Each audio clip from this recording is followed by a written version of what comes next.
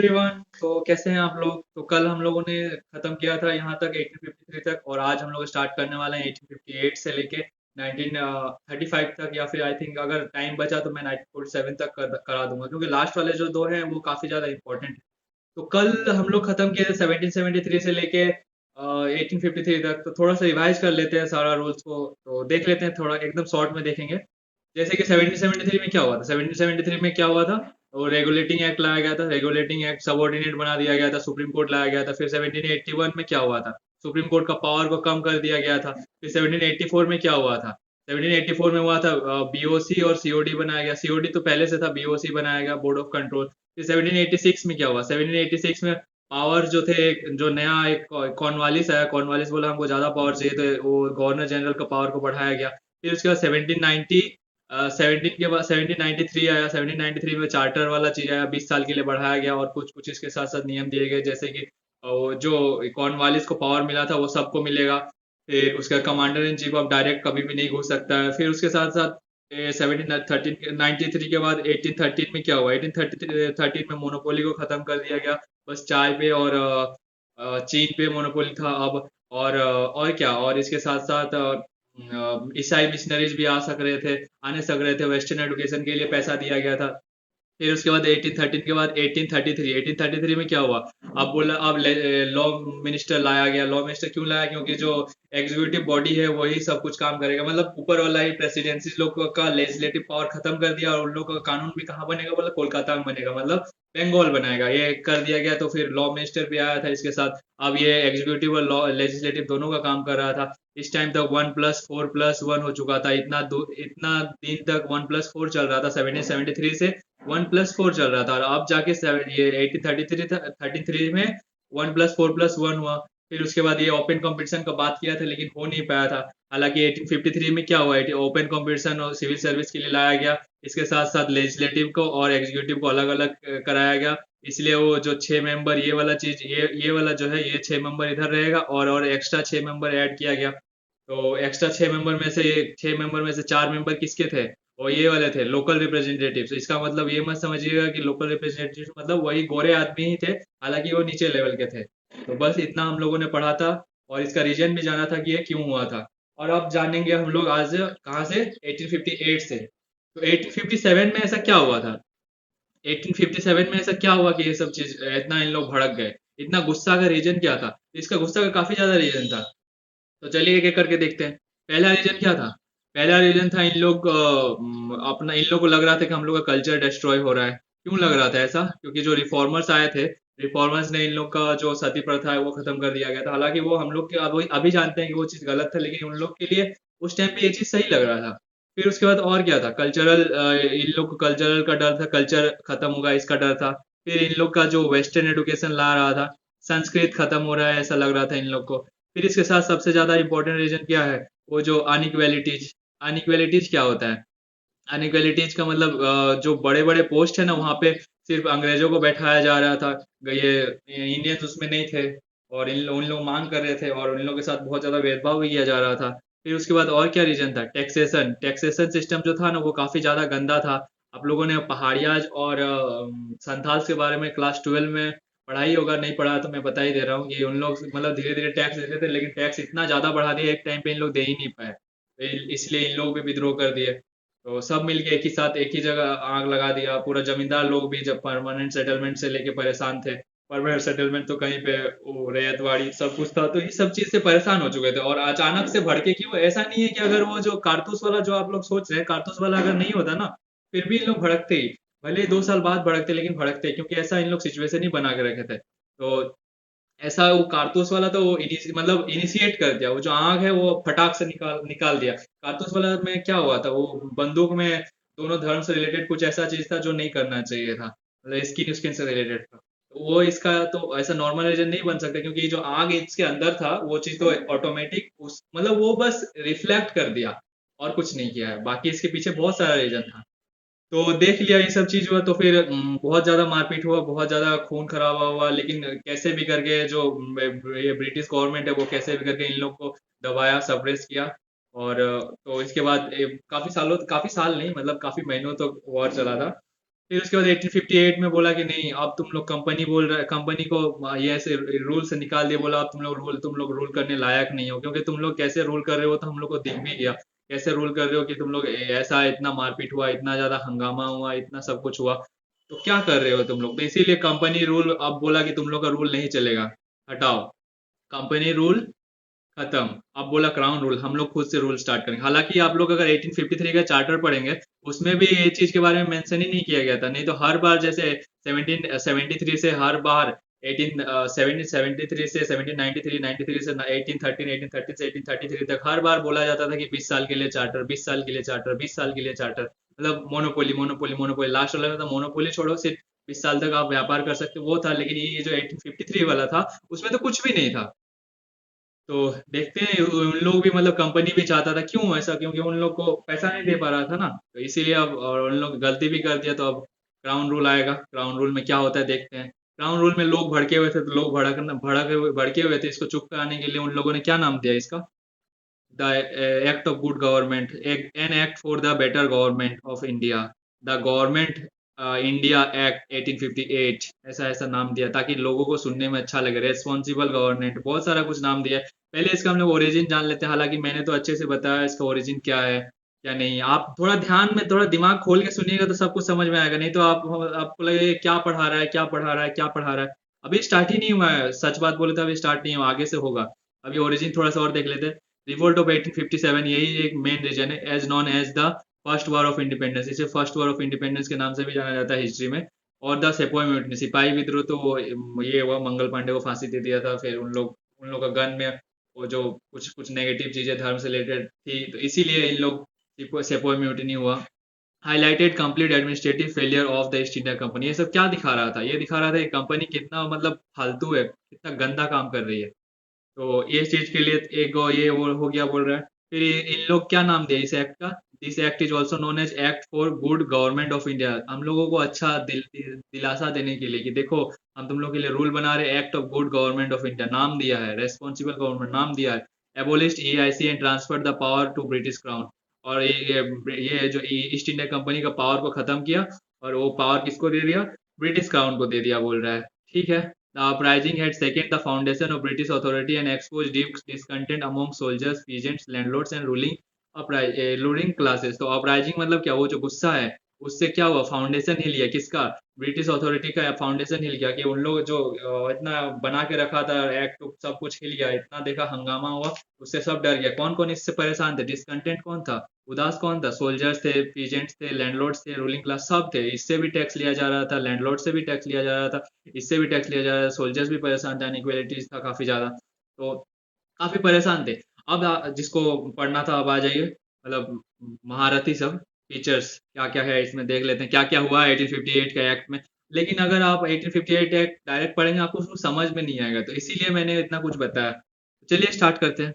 The government of India was transferred from the East India Company to the British crown. तो government of India मतलब क्या बोल रहा है, पावर जो है ना, जो यहाँ पे रूल कर रहा था, गवर्न कर रहा था, वो हटा दिया गया, ईस्ट इंडिया कंपनी खत्म, और कंपनी का रूल स्टार्ट हो गया, यही चीज बोल रहा है, ending the companies rule completely. ठीक है। Governor general of Bengal was now designated as the viceroy of India, making him the direct representative of British monarch. Lord Canning become the first viceroy. ये क्या बोल रहा है, जो गवर्नर जनरल, ये कुछ भी नहीं है, ये बोल रहा है ना, मतलब थोड़ा सा हम लोग को दिलासा देने के लिए, काम वही है, सब कुछ वही है। गवर्नर जनरल को हटा के वायसराय नाम रख दिया, और कुछ नहीं हुआ, बस गवर्नर जनरल को हटा के वायसराय नाम रख दिया, सब काम वही करेगा, एग्जीक्यूटिव में बैठेगा, सबसे हेड होगा, सब कुछ वही है, नाम चेंज किया। क्यों, क्योंकि लगे कि हाँ नया रूल आया है, लोगों को थोड़ा सा मतलब बकलोली कर रहा था। Lord Canning become the first viceroy. Lord Canning उस टाइम के पहले वायसराय बने, ये सब चीज एक्ट के साथ, 1858 एक्ट के साथ। ठीक है। The system of double governance BOC and COD was abolish. जो बीओसी था और जो सीओडी था, बीओसी किसका था, ब्रिटिश पार्लियामेंट का, ये किसका था, ईस्ट इंडिया कंपनी का। ये सब चीज बोल रहे तुम लोग बहुत काम कर लिया, अब तुम लोग हटो, तुम लोग हटो, तुम लोग बहुत काम कर लिए, तुम लोग का काम देख के बहुत खुश हैं हम। ना तुम लोग पैसा दे पा रहे हो, ना ही तुम लोग उसको चला पा रहे हो देश को, तो हटो बोल रहे हो। अब हम लोग कुछ नया करना होगा, नहीं तो फिर नहीं होगा।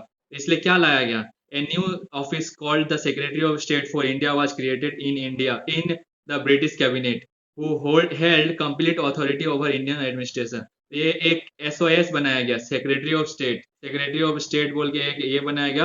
वो क्या था, कैबिनेट मिनिस्टर था। वो क्या काम करेगा, वो उसके अंदर सबसे पहले तो देख लो, इसके अंदर 15 मेंबर काउंसिल हो गए और ये असिस्ट करेगा, हेल्प करेगा इसको। और इन लोग क्या काम करेगा, इन लोग देखेगा कि कंपनी ये मतलब इंडिया को चलाने का काम करेगा। तो चलिए देख लेते हैं आगे क्या क्या चलाने का काम करता है, अकेले थोड़ी सकेगा। A 15 member council of India was established to assist the Secretary of State। तो असिस्ट करने के लिए, हेल्प करने के लिए 15 member council बनाया गया। its member were mostly former company officials with Indian experience। तो इसमें जो members थे वे लोग वही थे जो इंडिया में पहले काम कर चुके थे कंपनी के अंडर। तो वही लोग थे, ज्यादा कुछ इसमें मतलब एक्सपीरियंस रहेगा तो ज्यादा सही रहेगा, ऐसा सोच के उन लोगों ने इन लोगों को डाला था। ठीक है। Secretary of state in council functioned as corporate legal body with powers to sue और बी स्यूड। ये कोई नॉर्मल बॉडी नहीं था, ये लीगल बॉडी, कॉर्पोरेट बॉडी था। मतलब इसके ये बहुत बड़ा बॉडी था, इसके पास पावर था किसी को भी आज सजा देने का, सू और सूड, सजा देने का पावर था। कोई अगर गलत करेगा, कोई अगर मतलब क्या बोलेंगे, ब्राइबरी लेगा या कुछ करेगा तो उसको सजा देने का तक का पावर था। मतलब काफी बड़ा बॉडी था ये। ठीक है। The act introduced a system where parliament exercised direct control and accountability over Indian affairs for the first time। ये क्राउन का फर्स्ट टाइम है जब मतलब इन लोग को क्या मिल रहा है, इन लोग को ये चीज मिल रहा है कि इन लोग डायरेक्ट कंट्रोल कर रहा है। इससे पहले था लेकिन वो बीओसी के तहत था, और बीओसी क्या करता, सीओडी को देखता था। तो डायरेक्ट कंट्रोल उसको हम लोग नहीं बोल सकते, लेकिन ये क्या है, एकदम डायरेक्ट कंट्रोल हो गया, एकदम मतलब डायरेक्ट हाथ जा रहा है। अब बाईपास होके नहीं जाएगा, मतलब बाईपास नहीं, सॉरी, मतलब एक के सहारे, बीच में कोई इंटरमीडिएट नहीं रहेगा। पहली बार डायरेक्ट अकाउंटेबिलिटी रहेगा। ठीक है। लेकिन अगर आप लोग थोड़ा सा ध्यान से सोचेंगे, इन लोग जिस कारण झगड़ा हुआ, क्या उस चीज से रिलेटेड कुछ हुआ, जो 1857 का रिवोल्ट हुआ उस चीज से रिलेटेड कुछ हुआ? पीओसी हटा, सीओडी हटा, उस और एसओएस आया, सेक्रेटरी ऑफ स्टेट, लेकिन उससे इंडिया का क्या रिलेशन, इंडिया का मतलब इंडिया के लोगों का क्या रिलेशन? इंडिया के लोग तो क्यों भड़के हुए थे कि उन लोग का बाहर का आदमी राज कर रहा है, बाहर का आदमी सब कुछ कर रहा है, अनइक्वलिटीज है। तो इंडियन को इन्वॉल्व करने का बात कहीं है नहीं है, हुआ ही नहीं है, खाली नाम दे दिया और कुछ भी नहीं हुआ। तो इसीलिए लोग भड़क रहे थे। इसीलिए 1861 में फिर से एक्ट लाया गया, ज्यादा दिन नहीं, 3 साल बाद ही लाएगा। वही रीजन तो वही है, इंडिया में इंडियन रिप्रेजेंटेशन नहीं था। The administrative system under the government of India act 1858 lacked Indian representation and was still rigidly centralised. ये क्या बोल रहा है कि जो 1858 का एक्ट था उसमें वो लैक कर गया, इंडियन रिप्रेजेंटेशन था ही नहीं, इंडिया के उम्मीदवार कोई थे ही नहीं। और ये अभी भी पूरा रिगिडली सेंट्रलाइज, अभी भी पूरा सेंट्रलाइज ही था, कोई भी डिसेंट्रलाइज हुआ ही नहीं था। ठीक है, ये एक था ओरिजिन। अब 1861 में यही सब किया जाएगा। The British wanted to introduce legal decentralization and include Indian elites to gain their support after 1857 revolt.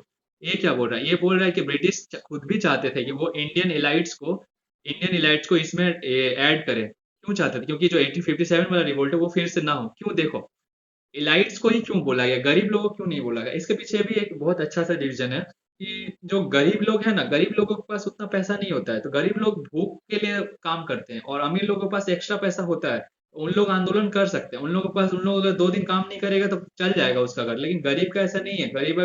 गरीब क्या करता है, आज कमाता है कल खाता है, आज कमाता है कल खाएगा, आज नहीं कमाएगा तो वो कल भूखा सोना पड़ेगा। तो वैसा वाला चीज है उसका।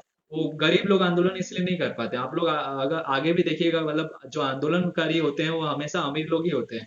तो रीजन है क्योंकि, और एक चीज, इंडियन एलाइट्स जो गरीब अमीर लोग होंगे उन लोग के अंडर गरीब लोग भी काम करेंगे। गरीब लोग या तो उससे लोन लेके रहेंगे या फिर उनका जमीन में काम करेंगे। तो होने से अगर इंडियन एलाइट्स को पकड़ लिए, अमीर लोगों को पकड़ लिए, तो गरीब लोगों का सपोर्ट तो मिल ही जाएगा। तो यही एक चीज था। The British desired to involve princes, landlords and loyalists in governance to stabilize the empire in India। तो ये ब्रिटिश चाहते थे कि वो क्या, किसको किसको इन्वॉल्व करें, प्रिंसेस को, राजाओं को, ताकि उसके जो प्रजा है वो उसके अंडर आ जाए, लैंडलॉर्ड्स को, ताकि उसके जो वो जिसको जिसको ये दिया है, खेत दिया है काम करने के लिए, वो भी उसके अंडर आ जाए। लॉयलिस्ट मतलब तो जो उसके प्रति अच्छे से काम करे उन लोग का बात कर रहा है। ठीक है। There was a need to revive legislative power of provincial government which had been withdrawn by the Charter Act of 1838।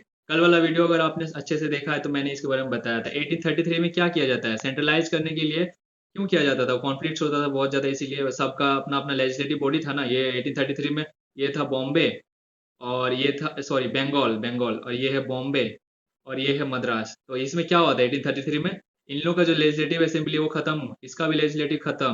बोला इन लोग का रूल्स जो है कहाँ बनेगा, यहाँ कोलकाता में बनेगा। कोलकाता में मतलब कहाँ, इसके अंडर बनेगा, ये बंगाल के अंडर ही बनेगा। इन लोग का रूल्स खत्म, इन लोग का कोई ये नहीं, बस नाम का रहो, तुम लोग का रूल्स यहाँ बनेगा। क्यों ऐसा किया गया था? ताकि यूनिफॉर्म लॉ हो पूरा इंडिया में।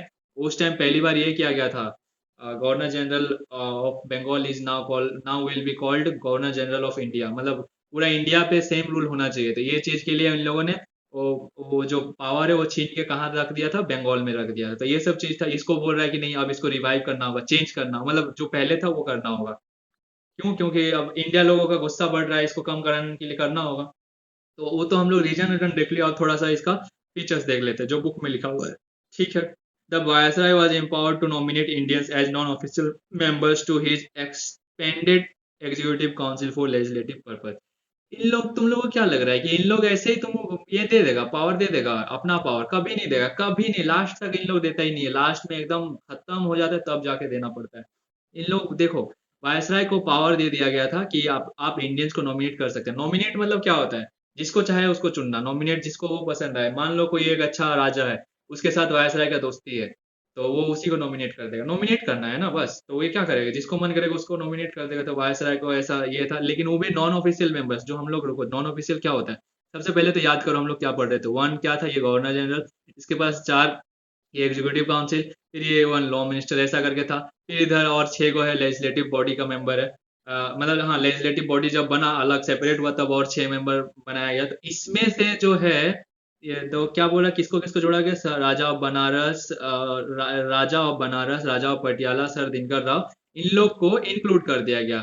ऐसे करके इंक्लूड कर दिया गया। ये इंडियंस को पहली बार इंक्लूड किया जा रहा है, हाँ याद रखिएगा, पहली बार उसमें इंक्लूड किया जा रहा है। ठीक, लॉ मेकिंग प्रोसेस में, लेजिस्लेटिव बॉडी में इंक्लूड किया गया। लेकिन इन लोग मेजोरिटी में अभी भी नहीं है, बस नाम का बैठा हुआ है, नॉन ऑफिशियल मेंबर्स। ठीक, ठीक है। बोलो हाँ सर, समझ आ गया। और कुछ नहीं है, हालांकि अगर स्पीड लगे तो मुझे बताइएगा। ठीक, मैं स्लो कर दूंगा। Nominated by Lord Canning. ठीक है, लॉर्ड कैनिंग ने नॉमिनेट किया था, क्योंकि उस टाइम का ये वायसराय था ये। ठीक है, उसके बाद और क्या है? The act restored the legislative powers of Bombay and Madras presidency. जो पहले उस टाइम पे यूनियन यूनिटी करने के लिए, यूनिटी नहीं, सेंट्रलाइज करने के लिए किया गया था, उसको हटाया गया, चेंज किया गया। क्योंकि लोग भड़क रहे थे। Thus reversing the centralization impose by charter act of 1833। 1833 वाला को खत्म कर दिया गया एक्ट में, जो प्रोविजन था। It provided for the establishment of new legislative councils in other provinces such as Bengal, Northwest Province, Punjab. क्यों ऐसा किया जा रहा है?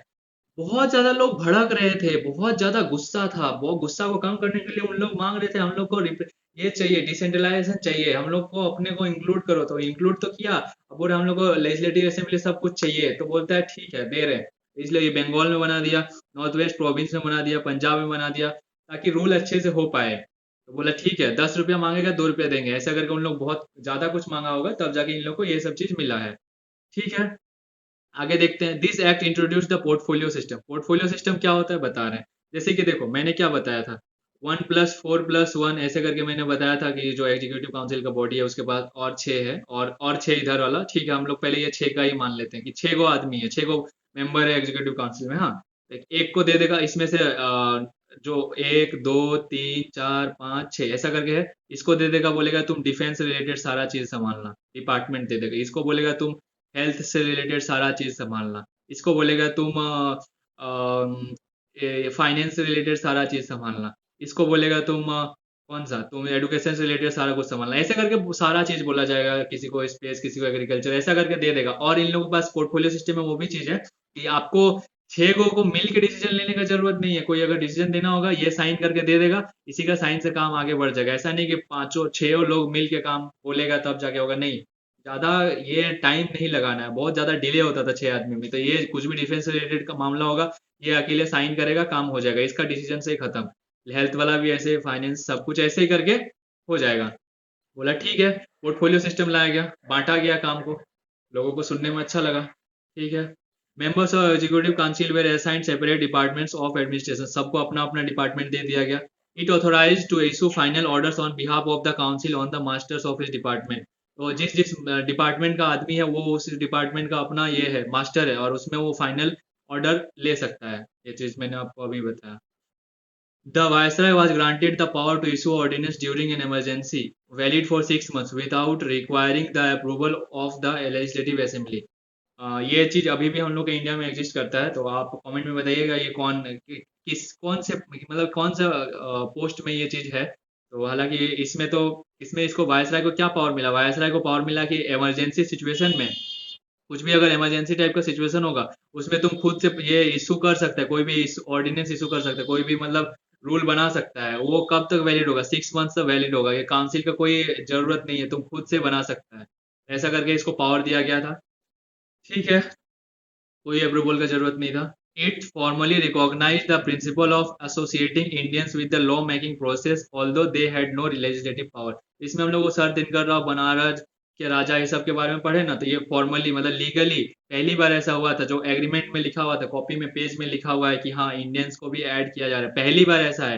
लेकिन इन लोगों के पास कोई मेजोरिटी नहीं था, कोई लेजिस्लेटिव पावर का कुछ ये नहीं था, मतलब रियल का कुछ भी नहीं था। तो ये याद कीजिए। मैं थोड़ा सा और क्लियर करता हूँ। एसओएस पढ़े हम लोग, एसओएस देखो सबसे पहले तो सीओडी खत्म, सीओडी खत्म, बीओसी खत्म, ये खत्म, एसओएस आया, एसओएस के अंडर 15 आदमी, टोटल 17 16 हो गया। ठीक। और इधर क्या है, इधर एसओएस वाला हो गया, और इधर क्या है, एग्जीक्यूटिव काउंसिल। एग्जीक्यूटिव काउंसिल में कितने मेंबर हैं अभी, 1+4+1, उसके साथ, अरे हाँ, उसके साथ +6, क्यों वो सेपरेट काउंसिल बनाएगा, तो मतलब इधर 12 इधर 16, समझ में आया। बोलो हाँ, क्लियर करा रहे हैं। अब देखते हैं इंडियन काउंसिल एक्ट ऑफ 1990 1892 ये क्यों बना। इसके बनने के पीछे का क्या हो सकता है। 1885 में आपको पता है कांग्रेस बना था, तो इसमें इसका बहुत बड़ा रोल है। वो हर साल लेटर लिख रहा था, एप्लीकेशन लिख रहा था, फाइल कर रहा था कि आप हम लोग को ये दीजिए, इंडियंस को इतना पावर दीजिए, इतना पावर दीजिए, इतना पावर दीजिए। बोले जा रहा था, बोले जा रहा था, बहुत ज्यादा लेटर्स लिख रहा था। उस टाइम डरता था इसीलिए लेटर लिखता था, कुछ भी वायलेंस वायलेंस नहीं करता था। रुकिए थोड़ा सा।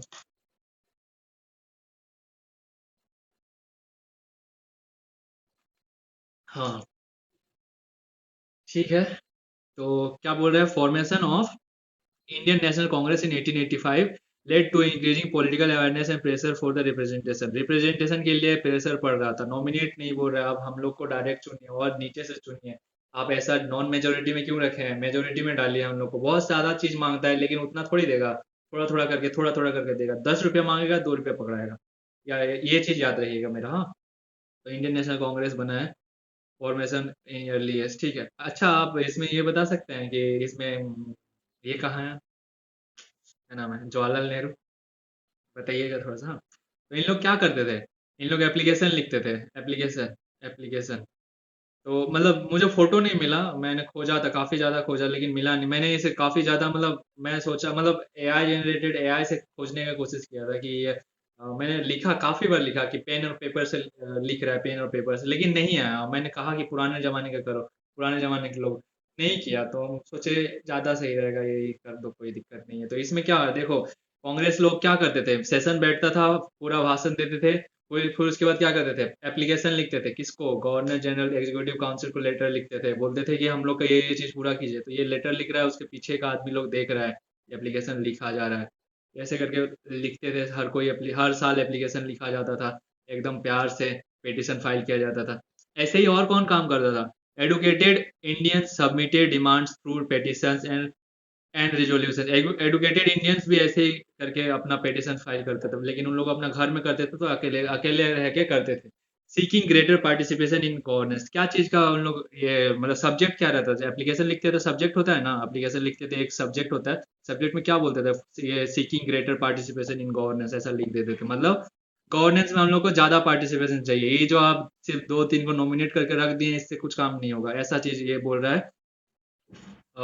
उन लोग अभी उस टाइम के लीडर्स बोल रहे थे। ठीक है, फिर बजट में डिस्कशन के लिए चाहते थे कि हम लोग बजट में भी डिस्कस करें। क्यों, क्योंकि बोल रहे हम लोग का पैसा हम लोग ही डिस्कस ना करें, ट्रांसपेरेंसी कहाँ गया, मतलब आप लोग कहाँ पैसा घुसा रहे हो वो देखना होगा। Prominent Indian leaders wanted access to the budget discussion and administrative transparency. इन लोग चाहते थे कि हम लोग बजट पे डिस्कस करें। क्यों, क्योंकि देख रहा है कि इन लोग का कहाँ कहाँ पैसा जा रहा है कुछ पता नहीं चल रहा है। इन लोग चाहते थे कि हम लोग को थोड़ा और हक मिले, तो इन लोग वही बजट डिस्कशन का मांग किए। फिर एडमिनिस्ट्रेटिव ट्रांसपेरेंसी होना चाहिए, इसीलिए बोला कि हम लोग को भी उसमें पार्ट दो, हम लोग को भी देखना है कि क्या काम हो रहा है वहाँ पे, ये चीज था। फिर the British aim to appease Congress leaders through limited and symbolic reforms. तो ब्रिटिश क्या करते थे, ब्रिटिश जैसे उन लोग लेटर लिखता था ना, तो इन लोग थोड़ा मोड़ा चीज दे दे के निपटारा कर देता था। मतलब वही 10 रुपया वाला चीज मांग किया, उसमें बोला कि हमको इतना इतना चीज दो, कि थोड़ा सा चीज पकड़ा गया खत्म कर देते थे। ठीक है, इतना इतना चीज कर दिए। इसके बाद there was no intention of devolving real legislative power but of giving a token appearance of the consultation.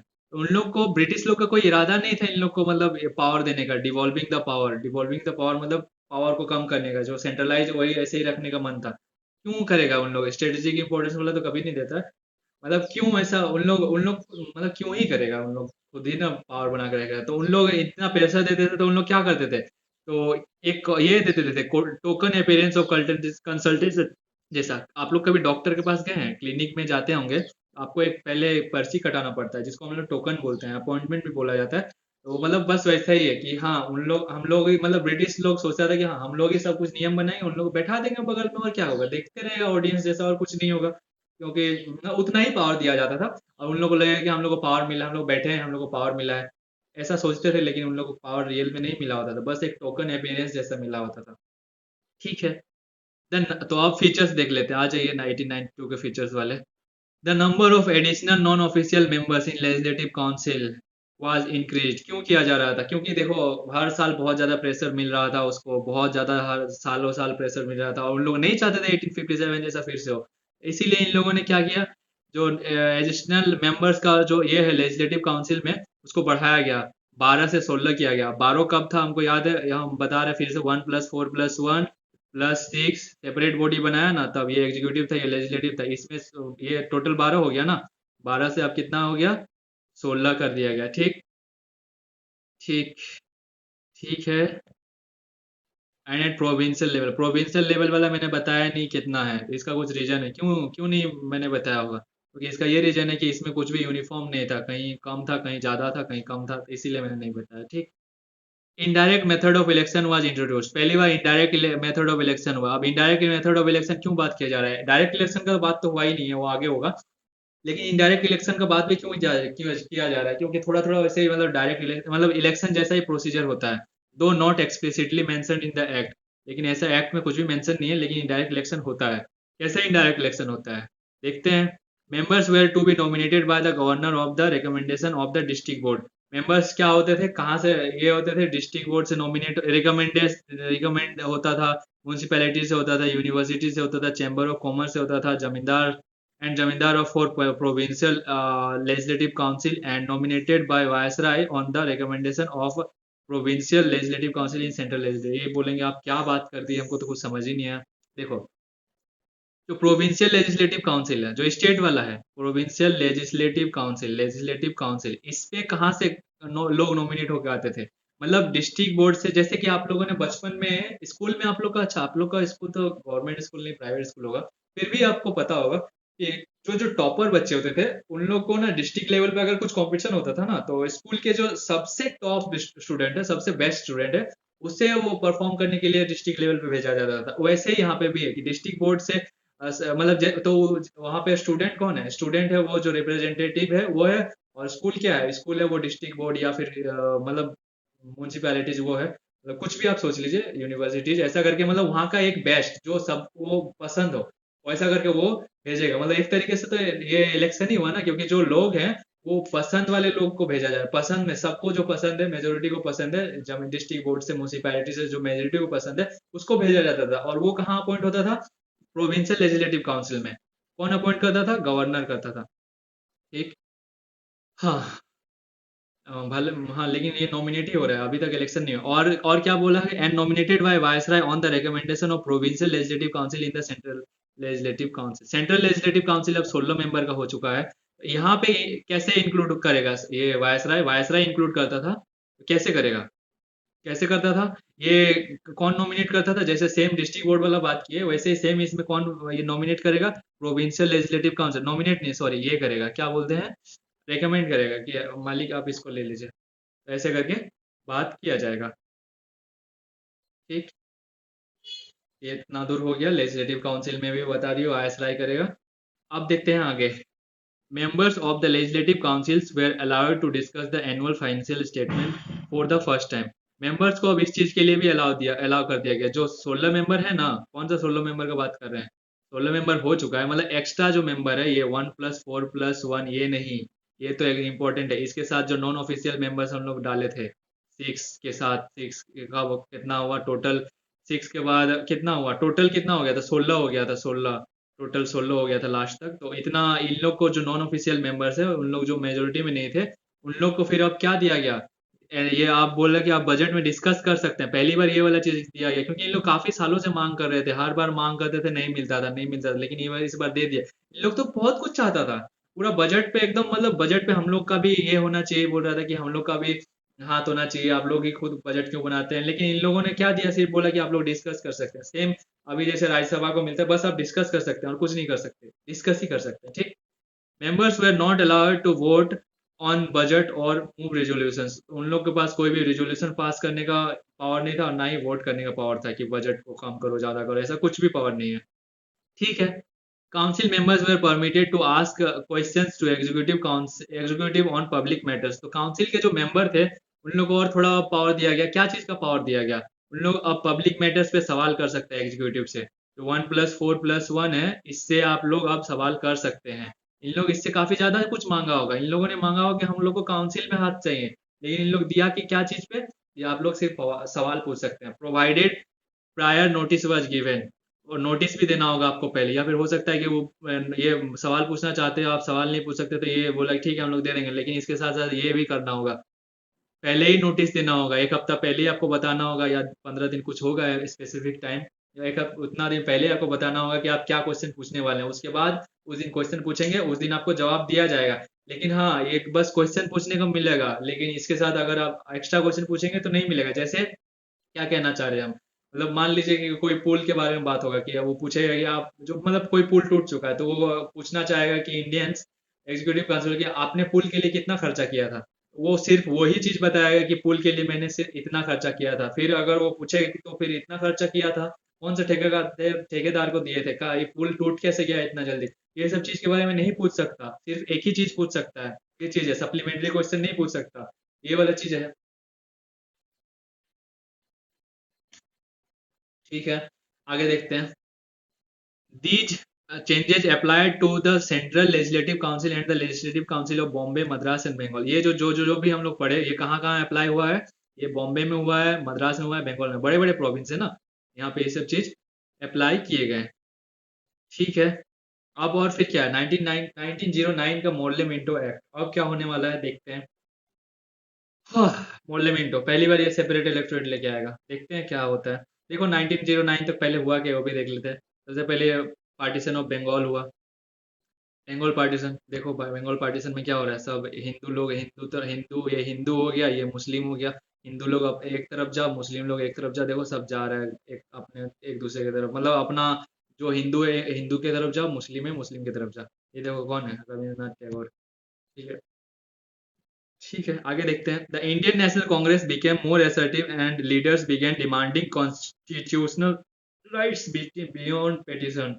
अभी तक एक्सट्रीमिस्ट आ गए थे, जो पहले मॉडरेट थे, नरम दल थे, वो नहीं है, अब गरम दल है, वायलेंस को प्रमोट करते हैं, वायलेंस नहीं देगा छीन के लेंगे, नहीं देगा छीन के लेंगे, ऐसा वाला चीज, पूरा मारपीट कर देता था, उन लोग आ गया था, उन लोग ऐसे ही नहीं बात मानता था, ठीक है, ये भी था, एक्सट्रीमिस्ट आया था।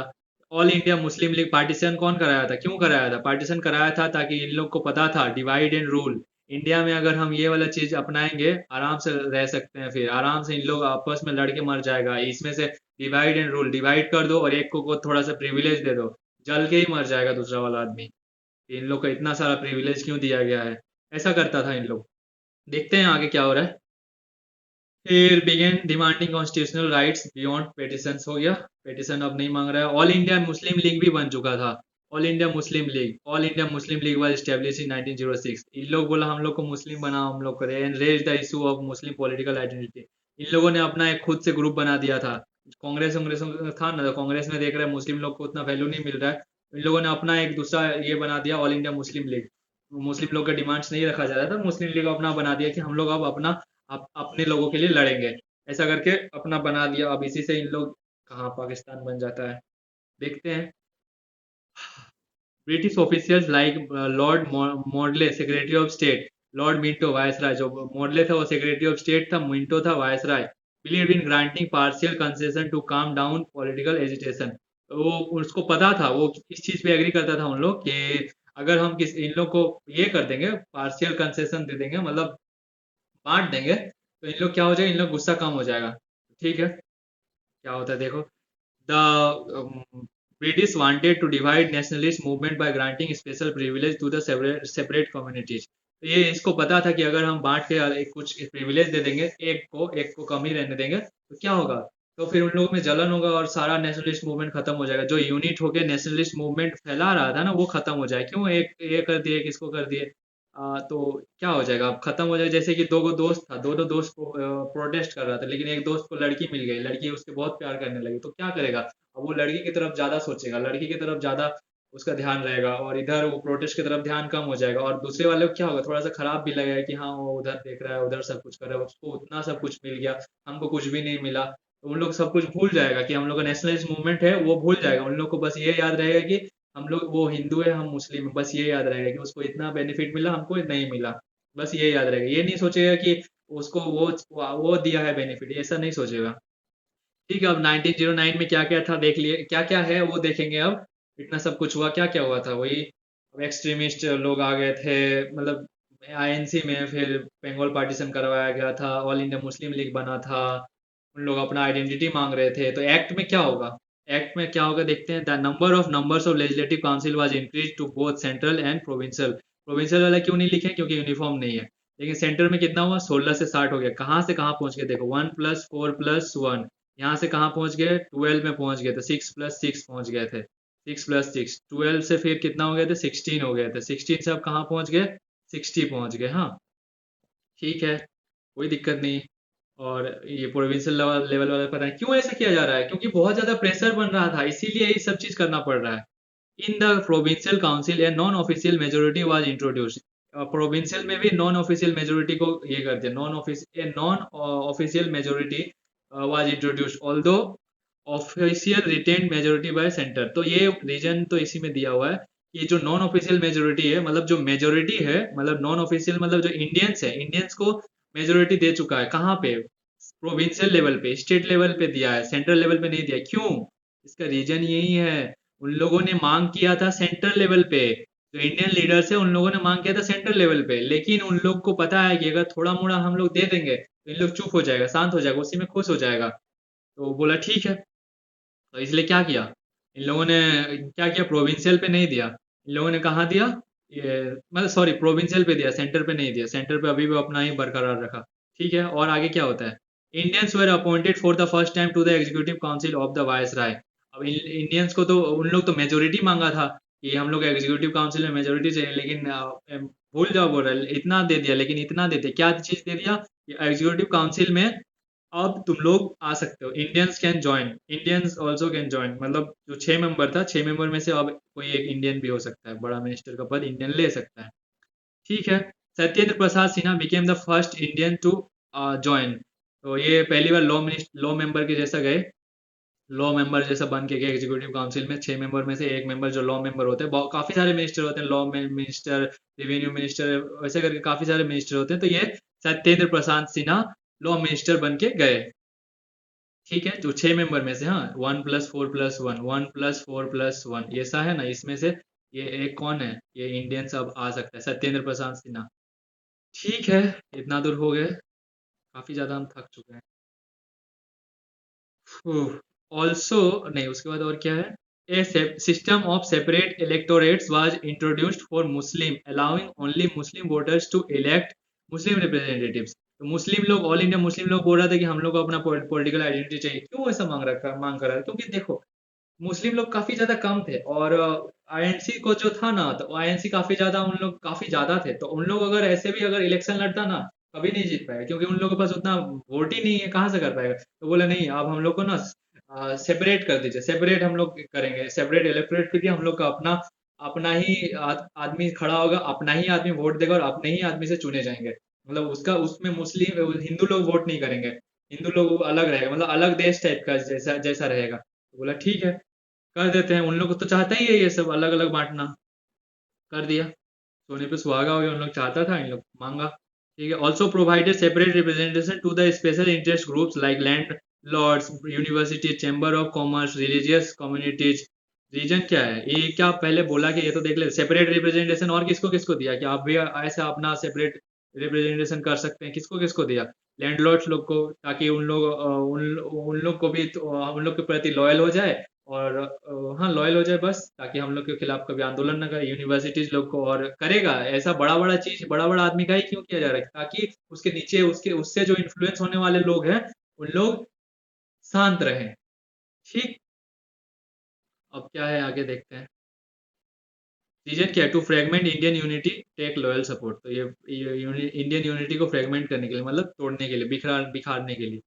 ठीक है, आगे क्या है? The scope of functions of legislative council was expanded. तो लेजिस्लेटिव काउंसिल का फंक्शंस को अब बढ़ाया गया, उसका काम दिया गया। क्या क्या बढ़ाया गया? Members could ask supplementary questions, members अब सप्लीमेंट्री क्वेश्चंस भी पूछ सकते थे। इसके पहले वाले में क्या था, सप्लीमेंट्री क्वेश्चंस नहीं पूछ सकता था। एक बार जो बोल दिया बस, वो भी नोटिस देने के बाद, बस उतना ही था, अब कुछ नहीं। अब तुम लोग, अब लेकिन उसमें बोला कि नहीं, ये तो आप लोगों ने गेजी किया, ये तो आप लोग बहुत घटिया काम कर दिए, बहुत ज्यादा इस पे भी प्रेशर बना। तो बोला ठीक है, हम ये चीज दे देते हैं। हालांकि उन लोगों ने तो मेजोरिटी ही मांगा था कि हमको एग्जीक्यूटिव काउंसिल में घुसना है, तो घुसना है, इस चीज का आंदोलन करते थे। हमको एग्जीक्यूटिव काउंसिल का मेजोरिटी में घुसना है, लेकिन वो चीज तो मिला नहीं, छोटे मोटे चीज दे देता है। दो no power to vote on budget were given. इन लोग देखो, पैसा वाला मामला में अभी भी इन लोग को वोट देने का पावर नहीं दिया है, नहीं देता है। इन लोग ये सब चीज मांग रहे थे, लेकिन देता ही नहीं है। The reforms formally recognized the principle of communal representation, initiating the politics of division. ये जो रिफॉर्म्स लाया गया था, ये पहली बार ये क्या दिखा रहा था? कम्युनल रिप्रेजेंटेशन, मतलब हिंदू मुसलमान को रिप्रेजेंट कर रहा है, और ये कर रहा है कम्युनल, मतलब थोड़ा एक टाइप का वायलेंस ही होता है, मतलब हिंदू मुसलमान करवा रहा है। हिंदू मुसलमान का representation, initiating the politics of division, politics of division करो बोल रहा है, मतलब डिवाइड करके politics. Lord Minto, now known as father of communal electorate, इसे हम लोग किसके बारे में जानते हैं, क्या चीज के क्या नाम से जानते हैं? लॉर्ड मिंटो को कम्युनल इलेक्टोरेट कहा जाता है। क्यों? क्योंकि इसी ने सबसे पहले ये सेपरेट इलेक्टोरेट दिया था। ठीक है, हो गया 1909। अब हम लोग देखेंगे 1919 का एक्ट, मॉन्टेग्यू चेम्सफोर्ड रिफॉर्म। ये क्या है, ये क्यों आया था, इसके आने से पहले क्या क्या हुआ, ये भी इंपॉर्टेंट है, क्योंकि इससे पहले कुछ कुछ हुआ, उसी में ये चीज है। और काफी सारी चीजें, साइमन कमीशन भी इसमें आ जाता है। देखते हैं। तो देखो, सबसे पहले तो वो 1990 1916 से 18 लिखा ही हुआ है। होम रूल मूवमेंट चला। होम रूल मूवमेंट का मतलब क्या? इन लोग सेल्फ गवर्निंग बॉडी चाहिए बोल रहा है। सेल्फ रूल का मतलब क्या? हम लोग रूल करेंगे, सेल्फ गवर्निंग बॉडी, हम लोग का बॉडी होना चाहिए। मतलब तुम लोग बाहर का आदमी होके यहाँ पे क्यों शासन कर रहे हो, क्यों यहाँ पे तुम लोग ये कर रहे हो? तो क्या है ये? Swaraj is my birth right and I shall have it. इन लोग ऐसा मांग कर रहा था कि तुम लोग बाहर निकलो, हम लोग हैं, हम लोग लड़ेंगे। क्यों? क्योंकि इन लोगों को मेजोरिटी मिल ही नहीं रहा था। तो फिर इन लोगों ने होम रूल मूवमेंट में इससे ऐसा करके ना नारा देता है, पूरा इंडिया में नारा देता है। इसमें कौन कौन नारा देता है? एक होता है बाल गंगाधर, आई थिंक बाल गंगाधर तिलक, बाल गंगाधर तिलक, बाल गंगाधर तिलक, और एक है एनी बेसेंट। एनी बेसेंट, ये दोनों मिलके पूरा इंडिया में ये करती है, प्रचार करती है कि होम रूल मूवमेंट को लाओ, मतलब होम रूल मूवमेंट चलाती है, बोलती है कि इन लोग को भगाओ, स्वराज हम लोग का बर्थ राइट है। फिर इसके साथ साथ बोलता था कि हम लोग का इसमें होना चाहिए, एग्जीक्यूटिव काउंसिल में हम लोग का रूल होना चाहिए, इन लोग क्यों रूल कर रहा है, ये सब चीज के बारे में बात होता था। Indian National Congress and home rule league had intensified the demands for responsible government. Indian National Congress भी तो हर साल अपना चला ही रहा था, वो तो पॉलिटिक्स खेल ही रहा था। इसके साथ साथ होम रूल मूवमेंट भी पूरा इंटेंसिफाई कर दिया रेस्पॉन्सिबल गवर्नमेंट के लिए, पूरा एकदम मतलब तड़ाका फड़ाका कर दिया। इसके साथ साथ ये करा रहे हैं रुको, 1970 डिक्लेरेशन। इसके साथ साथ आपको याद होगा फर्स्ट वर्ल्ड वॉर के बारे में। कब हुआ था फर्स्ट वर्ल्ड वॉर? 1914 से, अरे अरे यार, 1914 से 1918 तक, इतना दूर तक हुआ था। इंडिया ने ना इसमें काफी ज्यादा हेल्प किया था। क्या सोच के हेल्प किया होगा? इन लोगों ने यह सोच के हेल्प किया कि अगर हम इसका हेल्प करेंगे तो हम लोग को आज़ादी मिलेगा। आज़ादी मिलेगा बोल रहे हैं, हम लोग को आज़ादी देगा। ये इन लोगों ने बात किया था कि आप लोग, अगर हम लोग आपका हेल्प करेंगे, आप लोग उसके बदले में हम लोग का देश को आज़ाद कर दीजिए। बोला ठीक है। तो Indian contribution in World War one, including the sacrifice of over 1 million Indian soldiers, generated strong expectation for the political concession. इन लोग को ऐसा लगा कि अब हम लोग को आज़ादी मिल जाएगा, इसलिए ऐसा सोच के 1 मिलियन सोल्जर लोगों ने अपना जान गंवा दिया। मतलब इतना ज़्यादा हेल्प किया था। Indian Indian sacrificed their lives in World War one for British freedom. ठीक है, ये है। तो ये 1918, फिर ये मॉन्टेग्यू डिक्लेरेशन। ये क्या है Montagu declaration? Sorry, Montagu declaration नहीं, क्या बोलते हैं, फेमस डिक्लेरेशन, अगस्त डिक्लेरेशन, कुछ ऐसे बोला जाता है, देखते हैं। 1917, मॉन्टेग्यू कौन है? Montagu secretary of state made a famous declaration in the Bombay house. Bombay house में, sorry, British House of Commons, common House of Commons का मतलब क्या? इंडिया का लोकसभा जैसा होता है ना, वैसे ही। अरे यार, लोकसभा जैसा होता है वैसे ही। तो ये क्या बोला जा रहा है इसमें? ये बोला जा रहा है कि जो इसमें कुछ ये किया, डिक्लेयर किया कि हम लोग इंडिया को सेल्फ गवर्निंग इंस्टीट्यूशन दे देंगे। क्यों ऐसा वादा किया होगा? क्योंकि देखो, इंडियंस वाला काफी ज्यादा हेल्प किया है, फिर इंडिया पे काफी ज्यादा वॉर नहीं, सॉरी, प्रोटेस्ट हो रहा था इसके प्रति कि तुम लोग भागो यहाँ से भागो। इन लोग तो जबरदस्ती थे, अपना पावर दबा के रखे थे, नहीं तो ऐसे तो इन लोग को निकलना ही पड़ता। इसलिए ये 1917 में डिक्लेयर किया कि हम लोग 1919 का जो एक्ट बनाएंगे, वो उसमें हम लोग सेल्फ गवर्निंग को जोड़ देंगे, ऐड कर देंगे। तो ये द मॉन्टेग्यू अगस्त डिक्लेरेशन इसे कहा जाता है।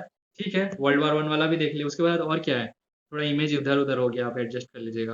British policy makers believed granting reforms would specify moderate opinion while retaining effective control in crucial areas. तो ब्रिटिश रिफॉर्मिस्ट जो थे, रिफॉर्मर्स, उन लोग को पता था, जो पॉलिसी बनाते थे उन लोग को पता था, अगर हम लोग थोड़ा मोड़ा उन लोग को दे देंगे, मतलब पावर दे देंगे, और स्ट्रेटेजिक जो इंपॉर्टेंस है उस पर हम लोग अपना ये पावर रखेंगे, जैसे कि मिलिट्री, रेवेन्यू, सब चीज पे रखेंगे, उन लोग शांत हो जाएगा। पेसिफाई का मतलब शांत होना। उन लोग शांत हो जाएगा, आराम से शांत हो जाएगा, कोई दिक्कत नहीं होगा, ऐसा उन लोग को मानना होता था। तो इसीलिए थोड़ा मोड़ा दे देते थे और ठीक जाते थे। This act was pass to fulfil constitutional promises made in Montagu 1917 declaration and to implement limited provincial autonomy. ये एक्ट जो था, ये पास किया गया था 1917 का, मॉन्टेग्यू डिक्लेरेशन को ये पूरा करने के लिए, और क्या, and to implement limited provincial autonomy. Provincial autonomy limited मिलेगा बोल रहा है, यही कर सकते हैं। तो इसमें आता क्या है? इतना सब कुछ पढ़ा है, इसमें आता क्या है? सबसे पहली बार देखो इसमें क्या जोड़ा गया, जो अभी भी हम लोग पढ़ते हैं, मतलब अभी ये भी हम लोग कॉन्स्टिट्यूशन में है। अंडर द डिवोल्यूशन रूल्स, जो ये डिक्लेरेशन, मॉन्टेग्यू डिक्लेरेशन का बात कर रहा है, subjects of the administration were divided into two categories. जो सब्जेक्ट्स को बांटा गया है, सेंट्रल सब्जेक्ट, प्रोविंशियल सब्जेक्ट। अब सब्जेक्ट क्या होता है?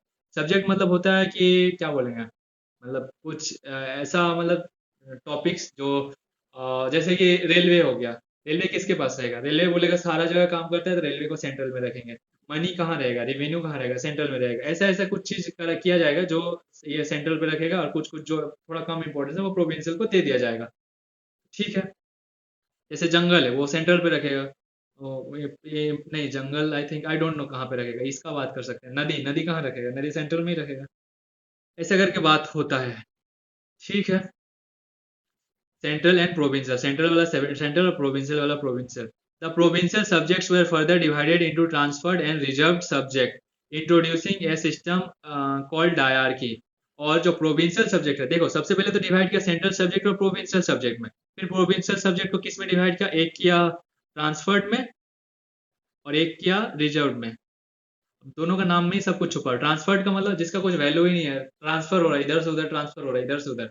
रिजर्व में क्या है? रिजर्व्ड है, वो किसी और के पास नहीं जाएगा, वही वही चीज इस पे कानून बनाएगा। मतलब बहुत ज्यादा इंपॉर्टेंस है ट्रांसफर, रिजर्व वाला इंपॉर्टेंस है। तो ट्रांसफर वाला कौन करेगा? ट्रांसफर वाला ऑफकोर्स उसमें इंडिया को जोड़ दिया जाएगा, अगर सेल्फ गवर्निंग बॉडी रहना चाहता है तो उसमें इंडिया को जोड़ दिया जाता है। लेकिन रिजर्व वाला जो है, उसमें इंडिया को नहीं जोड़ा जाता है। इंडिया उसमें नहीं रहता। इंडिया उस पे कौन रहता है? उस पे रहता है ऑफिशियल मेंबर्स ऑफ ब्रिटिश। समझ ही सकते हैं, ब्रिटिश का ऑफिशियल मेंबर्स रहता है। तो ये सब चीज था। और हालांकि अगर ट्रांसफर सब्जेक्ट को भी देखेंगे ना, उसमें सारा मिनिस्टर्स, इंडियन मिनिस्टर्स रहेगा, उसके साथ साथ एक गवर्नर भी रहेगा। गवर्नर एक छिपा हुआ है। और आपको अगर नहीं पता तो मैं बता देता हूँ, गवर्नमेंट को गवर्नर कहाँ से आता है? गवर्नर को इसका एजेंट कहा जाता है, सेंटर का एजेंट कहा जाता है। समझ ही सकते हैं कितना पावर मिला है। ठीक है। The central and provincial legislature were allowed to make rules their respective list of subject. तो ये क्या बोल रहा है? जिसको जो वाला सब्जेक्ट मिलेगा उसको वो रूल बना सकता है। जैसे सेंटर सब्जेक्ट सेंटर रूल बना सकता है, प्रोविंशियल सब्जेक्ट में प्रोविंशियल वाला रूल बना सकता है, ये सब चीज। But it continued centralize in unitary in centralization government. लेकिन ये जो ऊपर वाला चीज है, सेंट्रल में सेंट्रलाइज ही रखा है। इन लोग को, इंडियंस को, मतलब मेजोरिटी मेजोरिटी कुछ नहीं मिला है, सेंट्रलाइज ही रखा है, कंटिन्यू रखा है उसको। Transfer subject such as education, public health, agriculture, local government, ये सब चीज ऐसा नहीं कि इंपॉर्टेंस नहीं, लेकिन उन लोग के प्रति इंपॉर्टेंस नहीं। उन लोगों को क्या चाहिए? पैसा चाहिए, पैसा। पैसे के मामले में इंपॉर्टेंस नहीं था। नहीं है, तो इसीलिए ये ट्रांसफर सब्जेक्ट, इसमें इंडियन मिनिस्टर्स काम कानून बना सकते हो, were administered by Indian ministers including governor, governor का भी एसेंट होना चाहिए, तभी हो सकता है। हाँ, responsible to the legislative council, ये और उसके साथ साथ लेजिस्लेटिव काउंसिल का रेस्पॉन्सिबिलिटी, रेस्पॉन्सिबल मतलब क्या, उसको जवाबदेही हो के होना पड़ेगा, मतलब ऐसा तुम नहीं बना सकते कि तुम कुछ बना दिए फिर उसके बाद लेजिस्लेटिव काउंसिल पूछेगा है आप ये क्यों किए, ये तो यहाँ ऐसा ये गलत हो रहा है, होने से तुमको नहीं करना, नहीं कर पाएगा तुम, ऐसा नहीं है, तुमको रियल रीजन देना होगा उसके लिए, रेस्पॉन्सिबल का मतलब वही है, तुमको रीजन देना होगा, लेजिस्लेटिव काउंसिल अगर पूछेगा कि ये आपने क्यों किया, इतना पैसा क्यों लगाया, आपको रीजन देना होगा। ठीक है, आगे देखते हैं। Reserved subject such as finance, law and order, irrigation were handled by British executive councillors, जो इंपॉर्टेंट था जैसे कि फाइनेंस, पैसा, लॉ, जो में ये लॉ से पूरा देश चलेगा, ऑर्डर भी वही है, इरिगेशन, इरिगेशन को उस टाइम पे काफी ज्यादा इंपॉर्टेंट माना जाता था, एग्रीकल्चर काफी ज्यादा इंपॉर्टेंट था, ये भी इसलिए पानी भी इसके साथ ही रखा गया। Handled by British executive councillors, तो ब्रिटिश काउंसिलर्स जो हैं वो लोग इसको हैंडल करेंगे, who were not responsible to legislature, और उन लोग को कोई रेस्पॉन्सिबिलिटी नहीं है कि वो लेजिस्लेचर को बताएगा कि हाँ हम इस रीजन से बनाए, और कुछ नहीं है, अब काम करो खत्म, बस कोई रेस्पॉन्सिबिलिटी नहीं है, वो पूछ ही नहीं सकता, पूछता भी तो कुछ जवाब नहीं देंगे, नहीं देंगे जाओ जवाब, वैसा करके बात करेगा। ठीक है, आगे देखते हैं। A bicameral legislature was establish at the centre, centre पे बाइकैमरल लेजिस्लेचर स्टार्ट हो गया। अब बाइकैमरल क्या होता है, अच्छा हाँ, बाइकैमरल भी आ गया, एक बाइकैमरल और एक डायआर्की, क्या होता है इसके बारे में बताना होगा।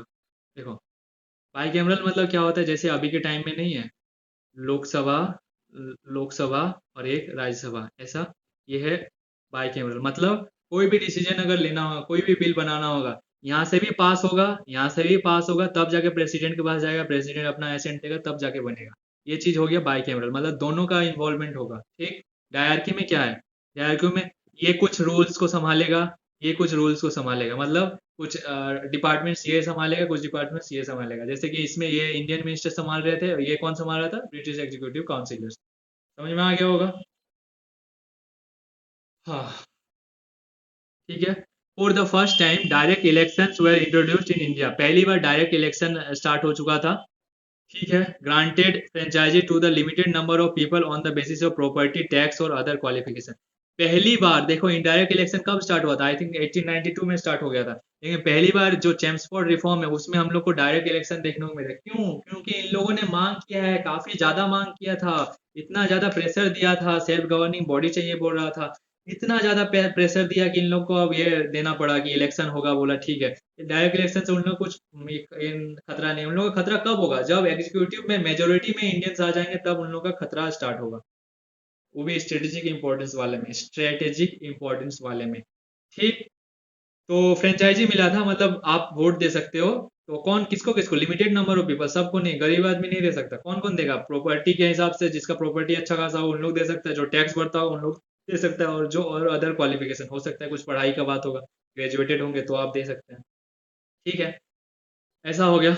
It made 3 of 6 members of viceroy executive council would be Indian, और इसमें क्या बात किया गया था, जो एग्जीक्यूटिव काउंसिल है, देखो हम उतना देर पे से बात कर रहे थे कि एग्जीक्यूटिव एग्जीक्यूटिव काउंसिल में नहीं दिया जा रहा है, नहीं दिया जा रहा है, मेजोरिटी नहीं दिया जा रहा है, मांग किया है मेजोरिटी का, लेकिन मेजोरिटी नहीं दिया जाता है, थ्री ऑफ द 6, 3 को रखा है, 3 को नहीं, मतलब 3 को ये इसके पास रखा है, देखो बहुत ज्यादा प्रेशर पड़ा तो इतना कम से कम दे दिया, इतना दे दिया, लेकिन आप भूल रहे हैं कि सेक्रेटरी ऑफ स्टेट अभी भी बाकी है, सेक्रेटरी ऑफ स्टेट तो उन लोग का ही रहेगा ना, उसमें जो चाहे वो कर सकता है, एग्जीक्यूटिव काउंसिल को दे दिया तो क्या हो, सेक्रेटरी ऑफ स्टेट के पास तो बहुत पावर है, कॉर्पोरेट बॉडी है, तो वो क्या कर सकता है, किसी को भी मतलब अगर वो चाहे तो उसका पावर को हटा भी सकता है, मतलब अच्छा खासा पावर है उसके पास। ठीक है, उसके बाद क्या है, separate electorates were further extended to include Sikhs, Indian Christians, Anglo Indians, Europeans apart from Muslim. आप क्या बोल रहे हैं कि सेपरेट इलेक्टोरेट दिया गया, किसको दिया गया सेपरेट इलेक्टोरेट, सिक्स को, इंडियंस, इंडियन क्रिश्चियंस को, यूरोप वाले नहीं, इंडियन क्रिश्चियंस, एंग्लो इंडियंस को, यूरोपियंस को भी दिया गया, क्यों दिया गया, क्योंकि जो 1909 में इन लोगों ने सेपरेट इलेक्टोरेट लाया था, काफी ज्यादा सक्सेसफुल रहा, मतलब नेशनल मूवमेंट्स को ब्रेक करने में काफी ज्यादा मतलब रोल निभाया, अच्छा रहा, उन लोग के लिए सक्सेसफुल रहा, इसीलिए इस चीज को बढ़ाया गया। ठीक है, a post of high commissioner of for India was created in India in London to represent Indian interest in UK, क्यों किया गया, एक ऐसा पोस्ट क्रिएट किया गया, क्या पोस्ट, हाई कमिश्नर का पोस्ट क्रिएट किया गया लंदन में, वो क्या करेगा, लंदन में जो ब्रिटिश पार्लियामेंट है वहां पे क्या करेगा, इंडिया के जो इंटरेस्ट है उसको जाके बताएगा कि इंडिया में ये सब चीज हो रहा है, ये सब चीज का जरूरत है, इंडिया के लोग ये सब चीज का मांग कर रहे हैं। वो ब्रिटिश पार्लियामेंट में जाके बोलेगा कि ये ऐसा करके इन लोग को ऐसा ऐसा चाहिए, ऐसा ये एक्ट में बताया जा रहा है। लोगों को सुनने में अच्छा लगेगा, लोगों को खुश करने के लिए ये चीज है। क्या होगा ये तो क्या ही हो जाएगा, यहाँ पे वहाँ के लोग हैं, वहाँ का आदमी है, इंडिया थोड़ी है वो हाई कमिश्नर वाला आदमी, इंडिया इंडियन थोड़ी है। वहाँ पे वो इंटरेस्ट लोग इंडियन इंटरेस्ट को बताएगा, तो ये खुश करने के लिए दिखाया गया है कि देखो हम तुम लोग को खुश कर रहे हैं, तुम लोग का ये कुछ भी अगर इंटरेस्ट होगा तो वो वहाँ पे पहुंचेगा अच्छे से, तुम लोग कर सक मतलब तुम लोग को खुश करा रहे हैं और कुछ नहीं, बस ठीक हो गया, ज्यादा नहीं बोलेंगे। The provincial budget was separated from the central budget and provinces were allowed to present their own financial statement। क्या बोल रहा है, प्रोविंशियल बजट जो है उसको सेंट्रल बजट से अलग किया गया। और क्या, provinces were allowed to present their own financial statement।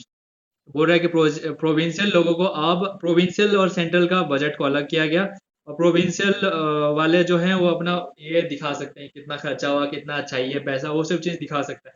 क्यों किया गया ऐसा, रीजन क्या हो सकता है? रीजन यही है कि उन लोग जो ये है लीडर्स है, उन लोग क्या चीज का मांग कर रहे थे, सेंट्रल बजट पे अपना वोटिंग राइट्स मांग रहे थे, सेंट्रल बजट पे क्या हो रहा है वो चीज देखना था, कहाँ घपला हो रहा है वो सब चीज देखना था। वो सब चीज का सेंट्रल बजट पे मेजोरिटी चाहिए था, उन लोग को वोटिंग राइट्स चाहिए थे। वो चीज ना देखे क्या किया गया, इन लोग को थोड़ा सा खुश भी तो करना है, खुश करना बहुत जरूरी है। इंडिया के लोग काफी ज्यादा भोले वाले होते हैं, इसलिए प्रोविंशियल बजट को अलग कर दिया। इन लोग सोचे वाह अब हम लोग का बजट अलग से बनेगा, कितना अच्छा काम होगा। नहीं बाबू, कुछ रीजन से बनाया गया है। ठीक है। A public service commission was established in 1926 to conduct civil service exam. और इतना दिन तक आपको देखिए, इतना दिन तक कहाँ पे एग्जाम लिया जा रहा था सिविल सर्विस का, बाहर लिया जा रहा था, सब कुछ बाहर हो रहा था। उस चीज को अब फाइनली बोला कि अब यहाँ पे इंडिया में कमीशन बैठेगा, इंडिया में ही सब कुछ होगा, इंडिया में सब कुछ कंडक्ट भी हो जाएगा। क्यों, मांग किया गया था ना इसका, तो बोला ठीक है ये देने में क्या ही है, इसमें थोड़ा हम लोग का ज्यादा कुछ जाए, जहाँ पे स्ट्रेटेजिक इंपॉर्टेंस होगा ना वहाँ पे इन लोग मांग करेगा। ठीक है, सिविल सर्विस हो गया।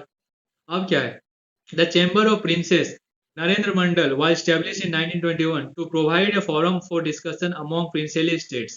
तो ये क्या बोल रहा है, जो प्रिंसियली स्टेट्स उस टाइम पे काफी ज्यादा थे, कितने थे, 120 थे, 120 जैसे ही था, हाँ 120 प्रिंसियली स्टेट्स था। तो उन लोग प्रिंसियली स्टेट्स का मतलब क्या है, मतलब है वहां पे राजा वाला शासन ही, लेकिन कैसे राजा है, उन लोग टैक्स देता है किसको, ब्रिटिश को टैक्स देता है, और उसके बदले उन लोग अपना गद्दी उद्दी संभाल के रखा है, मतलब बस टैक्स दो भाड़ा दो और तुम लोग रहो, ऐसा टाइप का है। किसके अकॉर्डिंग, ये ब्रिटिश के अकॉर्डिंग। तो इन लोग को बोला कि इन लोग का भी कुछ कुछ मत होगा, तो उन लोग को भी डिस्कस किया जाए। तो इसके लिए क्या बनाया गया, एक रूम जैसा मान लो बड़ा हॉल, जिसमें क्या होगा 120 गो सीट होगा, और उन लोग बैठ के डिस्कशन करेंगे कि क्या चीज का जरूरत है क्या चीज का नहीं है। बनाया गया जिसमें से क्या है, जिसका नाम क्या है, नरेंद्र मंडल नाम है। 108 प्रिंसेस प्रिंसेस उसमें था, और 12 रिप्रेजेंटेटिव्स ऑफ अदर स्टेट। 108 राजा थे और 12 रिप्रेजेंटेटिव्स। रिप्रेजेंटेटिव का मतलब क्या, उस स्टेट को रिप्रेजेंट करने आए थे, वो राजा नहीं थे। देख सकते हैं photo. There will be an appointment of statutory body to inquire 1919 Act after 10 years, which will give the feedback। ये क्या बोला जा रहा है, एक चीज का एक स्टेचुरी बॉडी का अपॉइंट किया जाएगा, 1919 में ही बात हो रहा है, याद कीजिएगा, हाँ 1919 में ही बात की जा रही है। इन लोग इतना मतलब खुश है ना, मतलब बोल रहा है कि हम लोग 1919 का एक्ट लाए, कितना अच्छा एक्ट लाए, कितना अच्छा। इसीलिए क्या बोला कि हम लोग 10 साल बाद रिव्यू लेने के लिए, ये एक्ट हम लोग जो लाए वो कितना अच्छा एक्ट बना है, इसका रिव्यू लेने के लिए 10 साल बाद हम लोग एक कमीशन भेजेंगे, और वो कमीशन जांच करेगा कि ये कैसा गया है, कैसा, इसका फीडबैक लेने के लिए भेजा जाएगा। बाहर है बोल रहा है, कितना मतलब उन लोग खुश है, सोच के देखो। अब देख लेते हैं साइमन कमीशन 1927। साइमन कमीशन 1927 में क्या होता है, साइमन कमीशन करा देते हैं। The government of India act 1919 had included a provision that its working would be revived reviewed after 10 years। तो क्या बोल रहा है, ये जो साइमन कमीशन में क्या बात किया जा रहा है कि 1919 का जो एक्ट है उसको रिव्यू करने के लिए 10 साल बाद हम लोग एक कमीशन भेजेंगे। बोला ठीक है, उसी में बात किया गया था कि ऐसा ऐसा होगा। ठीक है। However, in 1927, only 8 years, the British government announced a statutory commission to report on the functioning of 1919 Act। तो लेकिन उन लोग इतना ज्यादा मतलब खुश था ना कि हम लोग इतना अच्छा एक्ट बना के भेजे हैं 1919 में, मतलब एक्साइटेड होके 8 साल बाद ही भेज दिया, मतलब 1919 में एक्ट बना था ना, 1927 में ही भेज दिया, 10 साल बाद भेजना, 1929 में भेजना था, लेकिन 1927 में ही भेज दिया। वाह बोल रहा है। लेकिन क्या हो जाता है, Simon Commission had 7 British members and no Indian members which called universal outreach across India. ये क्या बोल रहा है, साइमन कमीशन जो भेजा उसमें इतना मतलब बकलोली वाला काम किया वो ब्रिटिश लोगों ने, मतलब क्या किया कि उसमें कोई भी इंडिया का आदमी ही नहीं है, जबकि उसमें इंडिया का चीज को रिव्यू करने वाले, लेकिन उसमें इंडिया का कोई मेंबर ही नहीं है। अब क्या है, रूल तुम बना, रूल और फीडबैक भी तुम ही दोगे, मतलब गजब इंसान हो यार, फीडबैक भी तुम ही दोगे, ये कहाँ से कुछ भी हो गया, ये तो सही नहीं हो रहा है। तो इंडियंस को इंक्लूड करना चाहिए था, इसीलिए नहीं किया गया, और इसमें सब परेशान थे। Indian Indian Indian National Congress क्यों परेशान है? क्योंकि उन लोग को भी इससे कुछ फायदा नहीं हो रहा था, मुस्लिम लीग को भी नहीं एंड अदर पॉलिटिकल बॉडीज को भी नहीं, तो इसीलिए सबका नुकसान ही हो रहा था, तो इसीलिए सब लोगों ने इसको बॉयकॉट किया। वरना क्यों होता है पता है, ये मैंने क्यों कहा, क्योंकि इंडियन नेशनल कांग्रेस मुस्लिम लीग कभी कभी ना अपना ये देखने के लिए, अपना गोल्स पूरा करने के लिए साथ आ जाती है। इसीलिए किसी को कोई काम ही नहीं है, मतलब कमीशन बॉयकॉट, मतलब कमीशन से किसी को कुछ हेल्प ही नहीं हो रहा है, मतलब कुछ भी मतलब बेनिफिट नहीं मिल रहा है, तो क्या करेगा, अब सब बॉयकॉट करेगा। Seeing it an insult for to Indian self respect, तो ये सब अपना सेल्फ रेस्पेक्ट जैसा देख पा रहे थे, मतलब इंसल्ट का जैसा देख पा रहे थे, सेल्फ रेस्पेक्ट का इंसल्ट हो रहा है ऐसा देख पा रहे थे। The commission became a symbol of British arrogance and triggered nation wide protest. तो ये क्या हुआ, कमीशन इससे क्या हुआ, symbol of British arrogance and triggered, नहीं यार छोड़ो कल ही करते हैं।